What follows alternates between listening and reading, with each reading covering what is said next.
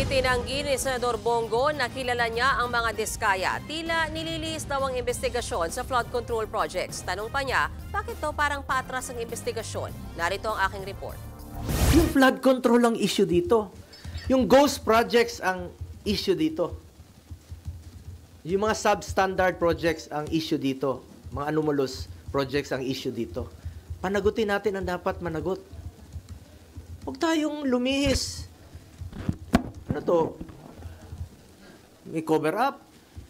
Ano to para ilihis yung atensyon sa totoong may kasalanan? Yan ang tingin ni Senator Bongo sa gitna ng pagkakadawit ng kanyang pangalan sa maanumalyang flood control projects. Kabilang na kasi sa iimbestigahan ng Ombudsman at DPWH ay ang di umunay mga kontrata sa pagitan ng construction companies sa mga diskaya at ang CLTG Builders sa pag-aari ng ama ng senador. Pagtitiyak ni Go, bukas siya sa nasabing investigasyon. Pero tanong niya, bakit papunta na sa kanya at kanyang pamilya ang direksyon ng investigasyon?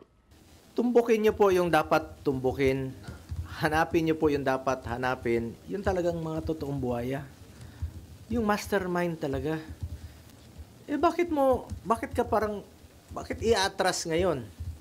May mga gumagalaw na puwersa para iikot po yung katotohanan.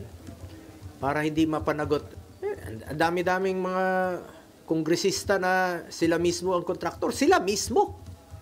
Kung layo ko dyan, kinalaman ko dyan. Ayon kay Ombudsman Boying Rimulya, tumigil na sa pakikipagtulungan ng mga diskaya matapos umanong balaan na maaring makulong. Ang hinala ng mga investigador, ayaw ng mag-asawa ng tell-all dahil may gusto silang iligtas. Pero paulit-ulit na sinabi ng senador, walang dahilan para protektahan siya ng mga diskaya, lalo't hindi raw sila magkakilala.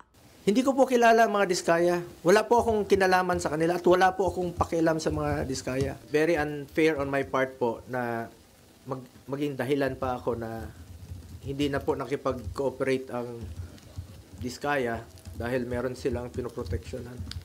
Ako na po ang nananawagan muli, not only sa diskaya, nananawagan po ako sa lahat ng witnesses. Diskaya, lahat ng contractors, magsabi kayo ng totoo. Bagay na binigyang diin din ng abogado ng mga diskaya. Nasabi na ho yan noon sa Senate Blue Ribbon Committee na wala ho silang direktang ugnayan at business lang po yung nagkaroon sila ng joint venture pero personally wala.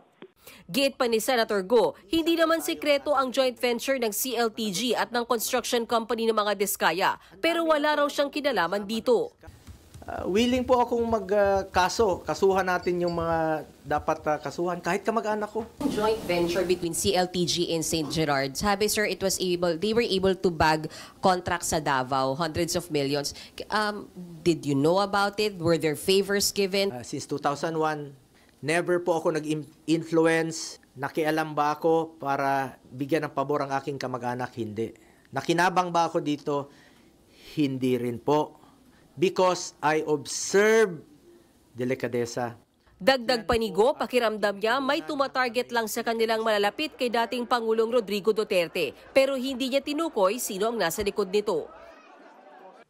Mga kapatid, Mean Los Baños po, huwag magpahuli sa mga balita at impormasyong dapat ninyong malaman. Para sa mas malawak na balitaan at diskusyon, mag-follow at mag-subscribe na sa social media pages ng News 5.